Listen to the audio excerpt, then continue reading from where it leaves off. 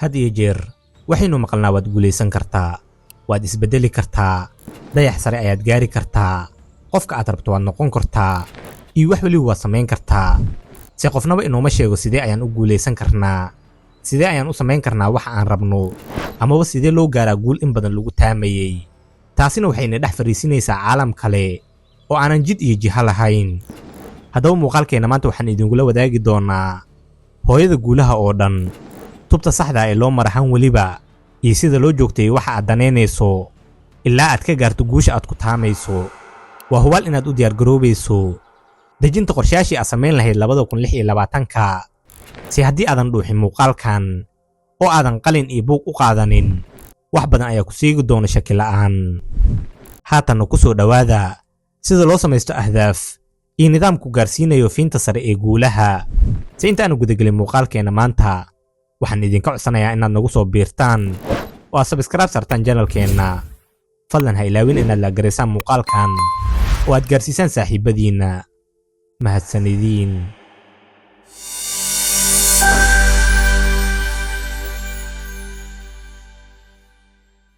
Dad badan waxay isweydiiyaan maxay lama huraan u tahay inaan hadafyo degsanno si aan u guulaysanno.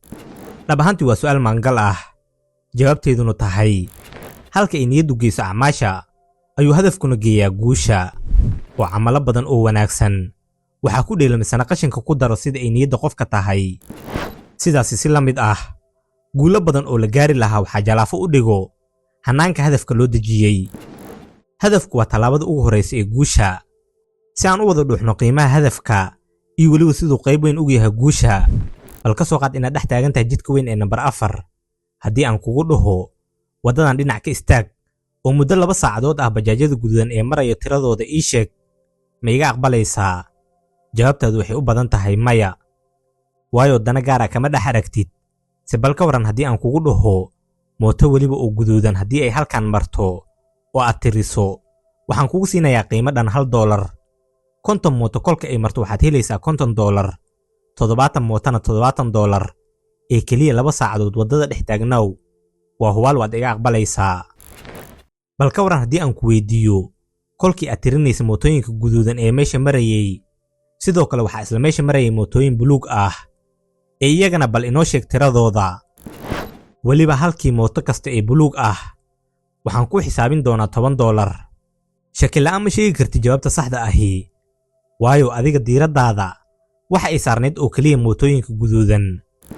Hadafkuna waa sidaas oo kale, oo indhahaagu keliya waxay diiradda saarayaan oo ay arkayaan wax u dhaweynayo guusha. Hadafku waa inaad taqaana halka aad rabto inaad gaarto. Waa inaad habeen iyo maalin aad ku celceliso waxa aad rabto inaad xaqiijiso. Sida inaad tiraahdo waxaan rabaa inaan noqdo qof xafisan quraanka ee baweyne, waxaan rabaa inaan hantiila noqdo, waxaan doonayaa inaan guursado 2026, waxaan ku hanweynahay inaan qoraa ama youtuber aan noqdo. Hadafku waa asaaska guusha. Dadka oo dhan isku yool maaha. Si qof waliba oo guulaysto waxa uu lahaa yool u xariiqan oo had iyo jeer ku taami jiray inuu ka guul gaaro, waana arrinka ka dhiga qofkaasi in lagu shaabadeeyo ereyga guul. Qof ayaa yoolkiisu yahay inuu dhimo miisaankiisa, halka midka kalena uu ku hanweyn yahay inuu balwad amaba caado xun ee uu leeyahay uu joojiyo. Qof kale ayaa hankiisu yahay inuu waxbarashada heer sare ka gaaro, halka mid kalena uu higsanayo inuu shaqo uu isagu u madax bannaan yahay uu yeesho. Haddaba dadkan ay garaadada yoolalka wada xiran waa inay ka duwanaadaan kuwa u nool sida caadiga ah, kuna damaashaado nolosha caadiga ahi. Hadafku waa midka kuu sahlaya inaad taqaano waxa aad rabto iyo weliba wax aadan rabin. Si taasi kama dhigna inaad guulaysanayso adiga oo aanan tallaabo qaadin. Si aad tallaabo u qaadana waa inaad hadafkaaga ku xoojisaa nidaam. Qoraaga buugga Atomic Habits ee James Clear wuxuu leeyahay qofka kaliya kuma filna inuu hadaf leeyahay. Si uu guulaha uu rabo u gaaro, ee waa inuu ku dabaqaa yoolalkiisa nidaam. Waxaa macquul ah inaad isweydiinayso gacaliye, waa maxay farqiga u dhexeeya yool iyo nidaam? Yoolku waa natiijada aad rabto inaad gaarto, halka nidaamku uu yahay waddadii aad ku gaari lahayd natiijadaasi. Haddii aad tahay hal abuuro ganacsi, waxaa laga yaabaa inuu yoolkaaga yahay inaad ganacsi weyn dhisto, balse nidaamkaagu waa habka aad u fahanto nooca badeecadaha ee aad iibinayso, sida aad u xulato shaqaalaha, iyo weliba sida aad suuqgeynta u samaynayso. Haddii aad rabto inaad xaafid noqoto, waxaa laga yaabaa yoolkaagu inuu yahay inaad qaari dunida laga yaqaano noqoto. si nidaamku waa habka aad qur-aanka u xifdinayso, sida aad u baranayso maqaariigta xuruufta iyo weliba tasxiixa. yoolku wuxuu kaa caawinayaa inaad taqaano jihada aad u dhaqaaqayso. si nidaamku waa jidka aad u mari lahayd jihadaasi. James Clear waxa uu leeyahay qofka kuma filno inuu yoolal leeyahay si uu u guulaysto, waayo guulaystaha iyo guuldareystahaba waxay leeyihiin yoolal ah inay guulaystaan. yacni haddii 100 qofood ay tartan orod ah oo 83 kiiloomitir ah galaan, qof waliba yoolkiis waa inuu noqdaa qofka koowaad. si waxa qofka koowaad ka dhigayo qofkii ku guulaysan lahaa tartanka ayaa ah nidaamka uu dagsado iyo siduu u aalamiteeyo subax waliba uguna diyaargaroobo guusha. sidoo kale James waxa uu leeyahay saamaynta yoolku waa mid waqti aan xadidan, oo kolka aad naftaada u sheekayso inaad guulaysanayso ayuuba yoolkaagii sii nusqaamayaa, halka nidaamku uu yahay hannaan aad had iyo jeer raacayso ilaa aad guushii ka soo hoydo. intaasi waxaa sii dheer, yoolku waxa uu xadidaa farxadda, oo haddii aad yoolkii aad lahayd aadan gaarin, waad guuldaraysatay, waadna quusan, oo waxaad noqon qof aanan faraxsanayn.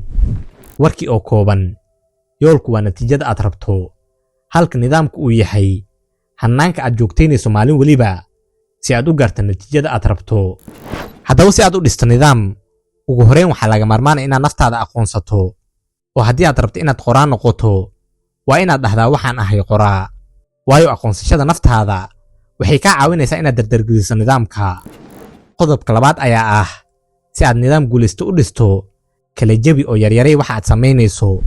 tusaale ahaan, haddii aad maalin waliba qorto 3 bug oo ka mid ah bug aad rabto inaad soo saarto, bishii waxaad noqonaysaa qof qoray 90 bug, halka labadii bilna aad ku soo saarayso bug 180 bug ah. sidoo kale samayso deegaan iyo weliba jadwal kaa saacidaya inaad nidaamkaada joogtayso. oo tusaale ahaan, haddii aad ku hanweyntahay inaad noqoto YouTuber, waa inaad lahataa goob cayiban oo aad scriptiga ku qorto, folders aad qoraalada iyo cilmibaarisada ku kaydsato, iyo weliba maalin aad si joogto ah muuqaalada u soo geliso. arrimahanina waxay ku fududaynayaan inuu nidaamkaagu noqdo mid xooggan. ha iloowin kolka aad nidaam degsanayso inuu nidaamkaasi noqdo mid fudud misana la samayn karo. haddii aad qoratana kaba sii fiican. had iyo jeer isweydii, anigu ma ahay mid dabaqay nidaamkii uu degsaday, maxaa dib ii dhigayo, sidee ayaan u dedejin karaa howlahayga? su'aalahan ayaa ah kuwa kaa saacidayo gaarista guusha ka guuxayso maankaaga. fadlan ha ka daalin joogtaynta tallaabooyinka kaa saacidaya inaad noqoto qofka aad rabto. waa hubaal waad gaari doontaa maalin uun. ee ku xooji yoolalkaaga nidaam deggan misana shiilan. ugu dambayn, haddii aad halkaan nala soo gaarteen, la jirkiina farxad ayay noo tahay saaxiibayaal. inta aan barnaamijka xigay kaga kulmi doonana, waxaan idinkaga tegaynaa dunidu waa dulqaad, dadaalkuna waa muhiim.